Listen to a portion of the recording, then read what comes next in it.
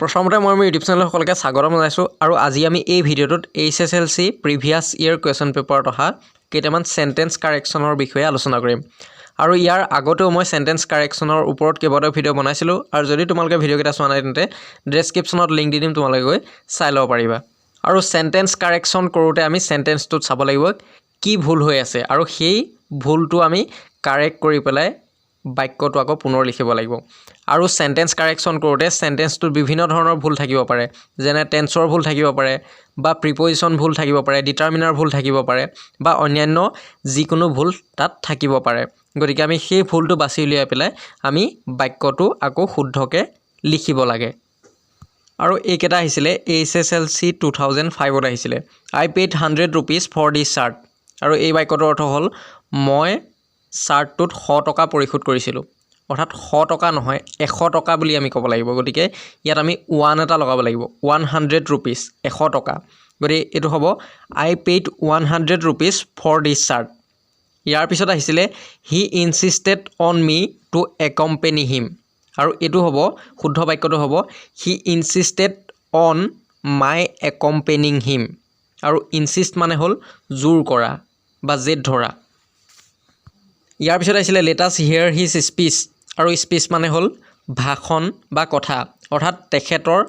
ভাষণ বা কথা শুনো আহা বুলি কৈছে এই বাক্যটোত। কিন্তু এই বাক্যটোত আমি হিয়েৰ ভাৰ্বটো ব্যৱহাৰ কৰিব নোৱাৰোঁ। এই বাক্যটোত আমি লিষ্টেন ভাৰ্বটো ব্যৱহাৰ কৰিব লাগিব। এতিয়া আমি জানিব লাগিব যে হিয়েৰ আৰু লিষ্টেন এই ভাৰ্ব দুটাৰ পাৰ্থক্য কি, কিন্তু অৰ্থ দুটা একেই। লিষ্টেন মানেও শুনা, হিয়েৰ মানেও শুনা, কিন্তু এই যি দুটা ভাৰ্ব লিষ্টেন আৰু হিয়েৰ এই ভাৰ্ব দুটাৰ মাজত এটা পাৰ্থক্য আছে। আৰু পাৰ্থক্যটো হ'ল যে যদি যিটো মনোযোগ দি শুনা হয়, যিটো মনোযোগ দি শুনা বুজায়, তাৰ ক্ষেত্ৰত আমি লিষ্টেন ভাৰ্বটো ব্যৱহাৰ কৰিব লাগিব। তাত আমি হিয়েৰ ভাৰ্বটো ব্যৱহাৰ কৰিব নোৱাৰোঁ। আৰু যিটো ইনে শুনা বুজায়, য'ত শুনোতে মনোযোগ নাই, ইনে শুনা মনোযোগ নাই, গতিকে তাত আমি হিয়েৰ ব্যৱহাৰ কৰিব পাৰোঁ। গতিকে যিটোত মনোযোগ দি শুনা হয়, যিটো শুনোতে মনোযোগ থাকে, এটেনশ্যন থাকে, গতিকে সেইটোত আমি লিষ্টেন ভাৰ্বটো ব্যৱহাৰ কৰিব লাগিব। গতিকে এই বাক্যটোত আমি তাৰ ভাষণটো বা তাৰ কথাটো শুনা বুলি কওঁতে, তাৰ কথা শুনা বা তাৰ ভাষণ শুনা বুলি কওঁতে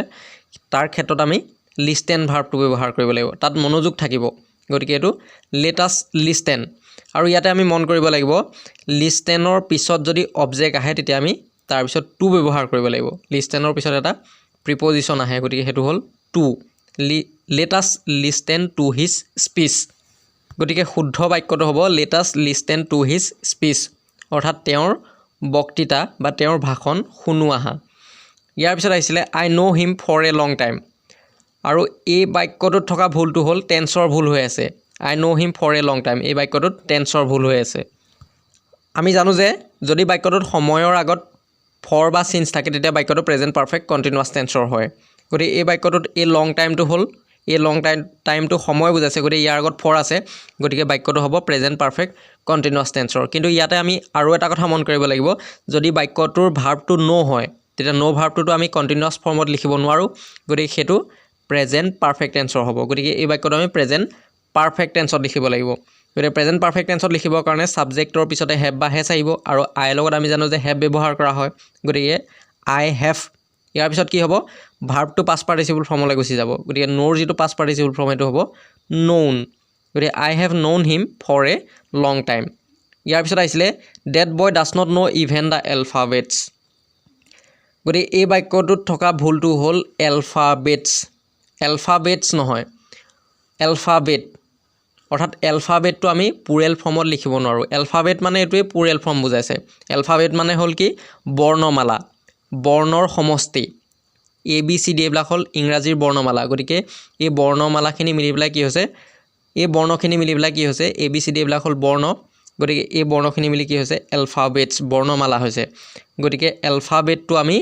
পুৰেল ফৰ্মত লিখিব নালাগে, গতিকে এলফাবেট, ইয়াত এলফাবেটছ, এলফাবেটৰ পিছত এছ এটা লাগি আছে, অৰ্থাৎ এইটো পুৰেল ফৰ্মত লিখা আছে, গতিকে এইটো আমি এছটো আঁতৰাই দিব লাগিব। গতিকে এইটো হ'ব that boy does not know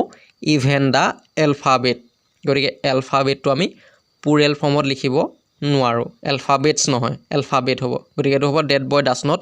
know even the alphabet। ইয়াৰ পিছত 2006ত আহিছিলে they left the hostel with bag and baggage আৰু এই বাক্যটোত থকা ভুলটো হ'ল বেগ এণ্ড বেগেজৰ আগত উইথ প্ৰিপজিশ্যনটো নাখায় আৰু বেগ এণ্ড বেগেজৰ অৰ্থ হ'ল তালি টোপোলাসহ অৰ্থাৎ দে লেফট দ্য হোষ্টেল এইটো হ'ব they left the hostel bag and baggage অৰ্থাৎ তেওঁলোকে হোষ্টেলটো তালি টোপোলাসহ এৰিছিল অৰ্থাৎ তেওঁলোকে হোষ্টেলৰ পৰা তালি টোপোলালৈ গুচি গৈছিলে এইটো অৰ্থ প্ৰকাশ কৰিছে গতিকে বেগ এণ্ড বেগেজ থাকিলে তাৰ আগত আমি থকা যিটো উইথ সেই উইথ প্ৰিপজিশ্যনটো আঁতৰাই দিব লাগিব গতিকে এইটো হ'ব they left the hostel bag and baggage with bag and baggage নহয় তেনেধৰণে লিখিলে ভুল হ'ব গতিকে বেগ এণ্ড বেগেজ থাকিলে বাক্যটোত যদি বেগ এণ্ড বেগেজ থাকে আৰু তাৰ আগত যদি উইথ প্ৰিপজিশ্যনটো লাগি থাকে তেতিয়া আমি সেই উইথ প্ৰিপজিশ্যনটো আঁতৰাই পেলাই বাক্যটো লিখি দিলে বাক্যটো শুদ্ধ হৈ যাব ইয়াৰ পিছত আছে if it will rain we will not go out অৰ্থাৎ যদি বৰষুণ দিয়ে আমি বাহিৰলৈ নাযাওঁ অৰ্থাৎ যদি বৰষুণ দিয়ে আমি বাহিৰলৈ নাযাওঁ এই বাক্যটোতে দুইটাই ভৱিষ্যতলৈ সংঘটিত হ'ব অৰ্থাৎ বৰষুণ এতিয়ালৈকে দিয়া নাই ভৱিষ্যতলৈ যদি দিয়ে তেতিয়া আমি বাহিৰলৈ নাযাওঁ গতিকে দুইটা বাক্যই ফিউচাৰ টেন্সৰ কিন্তু ইয়াতে আমি মন কৰিব লাগিব আমি একেটা বাক্যত দুটা ফিউচাৰ টেন্স একেলগে লিখিব নোৱাৰোঁ তাৰে এটা যদি ফিউচাৰ ইনডেফিনিট হয় আনটো প্ৰেজেণ্ট ইনডেফিনিট টেন্সত লিখিব লাগিব অৰ্থাৎ যদি একেটা বাক্যত দুটা ফিউচাৰ টেন্সৰ অৰ্থ হয় তেতিয়া আমি এটা বাক্য প্ৰেজেণ্ট ইনডেফিনিট টেন্সত লিখিব লাগিব আৰু আনটো বাক্য ফিউচাৰ ইনডেফিনিট টেন্সত লিখিব লাগিব আৰু আমি ইয়াতে আমি কেনেধৰণে গম পাম কোনটো ফিউচাৰ ইনডেফিনিট টেন্সৰ হ'ব কোনটো প্ৰেজেণ্ট ইনডেফিনিট টেন্সত লিখিব লাগিব ইফৰ পিছতে থকা যিটো বাক্য ইফৰ লগতে লাগি থকা যিটো বাক্য সেই বাক্যটো আমি প্ৰেজেণ্ট ইনডেফিনিট টেন্সত লিখিব লাগিব আৰু আনটো বাক্য ফিউচাৰ ইনডেফিনিট টেন্সৰ হ'ব গতিকে ইফ ইট উইল ৰেইন এই বাক্যটো আমি প্ৰেজেণ্ট ইনডেফিনিট টেন্সত লিখিব লাগিব গতিকে প্ৰেজেণ্ট ইনডেফিনিট টেন্সত লিখিবৰ কাৰণে উইলটো উঠি যাব গতিকে প্ৰেজেণ্ট ইনডেফিনিট টেন্সত কেৱল ভাৰ্বৰ প্ৰেজেণ্ট ফৰ্মটো ব্যৱহাৰ হয় গতিকে ৰেইনটো ব্যৱহাৰ হ'ব আৰু আমি জানো যে প্ৰেজেণ্ট ইনডেফিনিট টেন্সৰ যদি ছাবজেক্টটো থাৰ্ড পাৰ্চন ছিংগুলাৰ নাম্বাৰ হয় তেতিয়া ভাৰ্বৰ লগত এছ বা ই এছ লগ লাগে গতিকে ইয়াৰ ছাবজেক্টটো হ'ল ইট আৰু ইটটো থাৰ্ড পাৰ্চন ছিংগুলাৰ নাম্বাৰ গতিকে সেইকাৰণে ৰেইনৰ লগত এছ এটা আহিছে গতিকে ইফ ইট ৰেইনছ এইটো প্ৰেজেণ্ট ইনডেফিনিট টেন্সৰ গতিকে এইটো হ'ব if it rains we will not go out যদি বৰষুণ দিয়ে আমি বাহিৰলৈ নাযাওঁ if it rains we will not go out ইয়াৰ পিছত আহিছিলে one of his family members lives in Chennai আৰু এইটো শুদ্ধ কৰিলে হ'ব one of the members of his family lives in Chennai ইয়াৰ পিছত আহিছিলে tell me where is the post office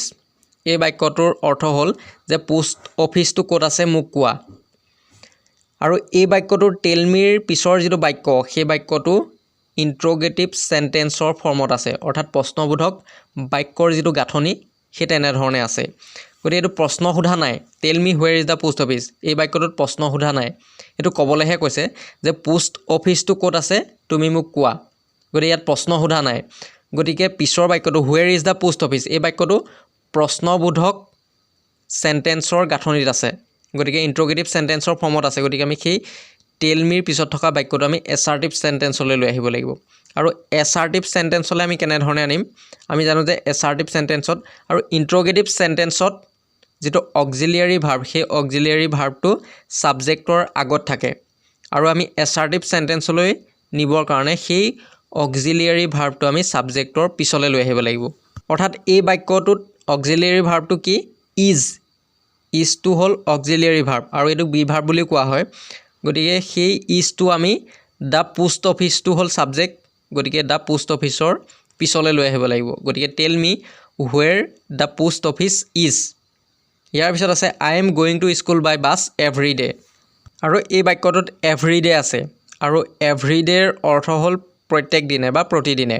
আৰু আমি জানো যে প্ৰতিদিনে যিটো কাম সংঘটিত হয় প্ৰত্যেক দিনে যিটো কাম সংঘটিত হয় সেই কামটোৰ ক্ষেত্ৰত প্ৰেজেণ্ট ইনডেফিনিট টেন্স ব্যৱহাৰ কৰা হয় গতিকে এভৰি ডে থাকিলে বাক্যটো প্ৰেজেণ্ট ইনডেফিনিট টেন্সৰ হয় কিন্তু I am going to school by bus every day বাক্যটো প্ৰেজেণ্ট কণ্টিনিউৱাছ টেন্সত লিখা আছে গতিকে আমি গম পালোঁ যে এই বাক্যটো টেন্সৰ ভুল হৈ আছে গতিকে এইটো আমি প্ৰেজেণ্ট ইনডেফিনিট টেন্সত লিখিব লাগিব গতিকে এইটো হ'ব I go' to school by bus every day ইয়াৰ পিছত 2007ত আহিছিলে orange are good to be eaten আৰু টুৰ পিছত থকা যিটো ভাৰ্ব সেই ভাৰ্বটো পেছিভ ভইচৰ গাঁথনিত লিখা হৈছে বি ইটেন কিন্তু সাধাৰণতে টুৰ পিছত থকা ভাৰ্বটো আমি প্ৰেজেণ্ট ফৰ্মত লিখিলেই হ'ল পেছিভ ভইচৰ ফৰ্মত লিখিব নালাগে গতিকে এইটো হ'ব অৰেঞ্জ আৰ গুড টু ইটৰ যিটো প্ৰেজেণ্ট ফৰ্ম ইটেনৰ যিটো প্ৰেজেণ্ট ফৰ্ম সেইটো হ'ব ইট গতিকে টুৰ পিছত থকা ভাৰ্বটোৰ আমি প্ৰেজেণ্ট ফৰ্মটো লিখি দিলেই হ'ল গতিকে টু ইট হ'ব orange are good to eat ইয়াৰ পিছত আহিছিলে the matter was inform to the police আৰু এই বাক্যটো শুদ্ধ কৰিলে হ'ব the police were inform of the matter ইয়াৰ পিছত আহিছিলে the train will leave in time আৰু ফিউচাৰ টেন্সৰ ক্ষেত্ৰত ইন টাইম ব্যৱহাৰ কৰা নহয় অন টাইম ব্যৱহাৰ কৰা হয় গতিকে এইটো হ'ব the train will leave on time ইয়াৰ পিছত আহিছিলে you have less books than I have আৰু এই বাক্যটোত থকা ভুলটো হ'ল লেছ বুকছ নহয় লেছটো কাৰ ক্ষেত্ৰত ব্যৱহাৰ কৰা হয় যিটো গণনা কৰিব নোৱাৰি অৰ্থাৎ আনকাউণ্টেবল নাউনৰ ক্ষেত্ৰত লেছ ব্যৱহাৰ কৰা হয় কিন্তু বুক মানে হ'ল কিতাপটো আমি গণনা কৰিব পাৰোঁ গতিকে কিতাপটোৰ ক্ষেত্ৰত আমি লেছ ব্যৱহাৰ কৰিব নোৱাৰোঁ আৰু লেছৰ অৰ্থ কি কম পৰিমাণৰ গতিকে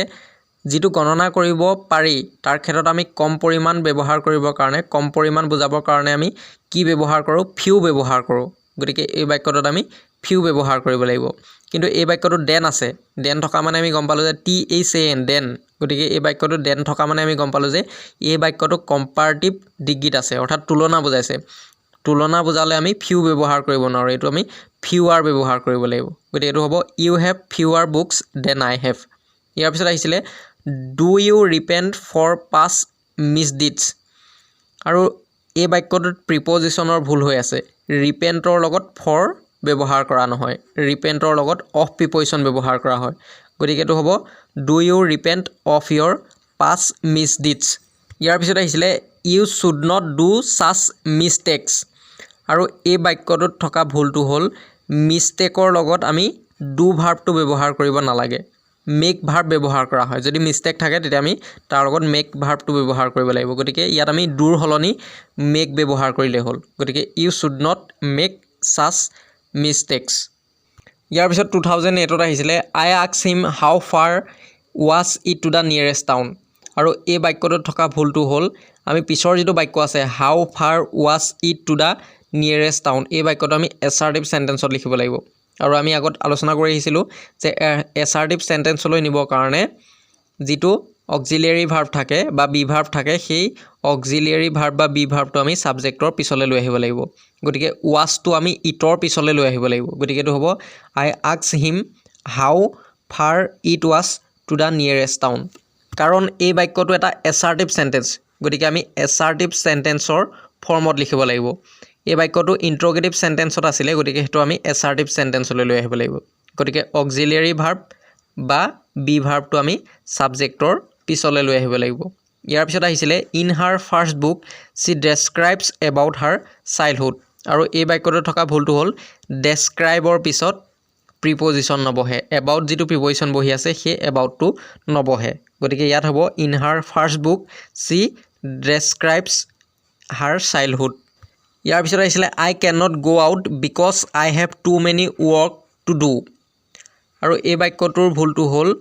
টু মেনি নহয় লটছ অফ ৱৰ্ক হ'ব টু মেনি ৱৰ্ক নহয় লটছ অফ ৱৰ্ক গতিকে এইটো হ'ব I can not go' out because I have lots of work to do ইয়াৰ পিছত আহিছিলে he loves the music and playing the guitar এইটো হ'ব হি লভছ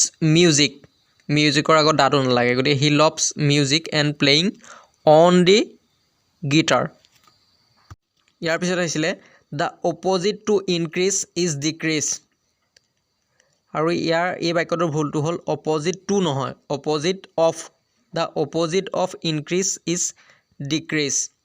ইয়াৰ পিছত আহিছিলে he thinks that the price for oil is bound to increase আৰু এই বাক্যটো এনেধৰণে লিখিব লাগিব গতিকে এইটো হ'ব হি thinks that the price for oil is likely to increase আৰু 2008ৰ পিছৰখিনি আমি নেক্সট ভিডিঅ'ত আলোচনা কৰিম গতিকে তোমালোকে যদি মোৰ চেনেলটো ছাবস্ক্ৰাইব কৰা নাই অনুগ্ৰহ কৰি মোৰ চেনেলটো ছাবস্ক্ৰাইব কৰি ল'বা তেতিয়াহে তোমালোকে প্ৰত্যেকটো ভিডিঅ' মই আপলোড কৰা প্ৰত্যেকটো ভিডিঅ' তোমালোকে পাবলৈ সক্ষম হ'বা গতিকে পিছৰ ভিডিঅ'টো পাবৰ কাৰণে তোমালোকে যদি মোৰ চেনেলটো ছাবস্ক্ৰাইব কৰা নাই অনুগ্ৰহ কৰি মোৰ চেনেলটো ছাবস্ক্ৰাইব কৰি ল'বা আৰু যদি ভিডিঅ'টো ভাল লাগিলে অনুগ্ৰহ কৰি লাইক কমেণ্ট আৰু যিমান পাৰা তোমালোকৰ ফ্ৰেণ্ডৰ লগত শ্বেয়াৰ কৰিবলৈ নাপাহৰিবা এণ্ড থেংক ইউ ফৰ ৱাচিং my video' and meet you once again in the next video'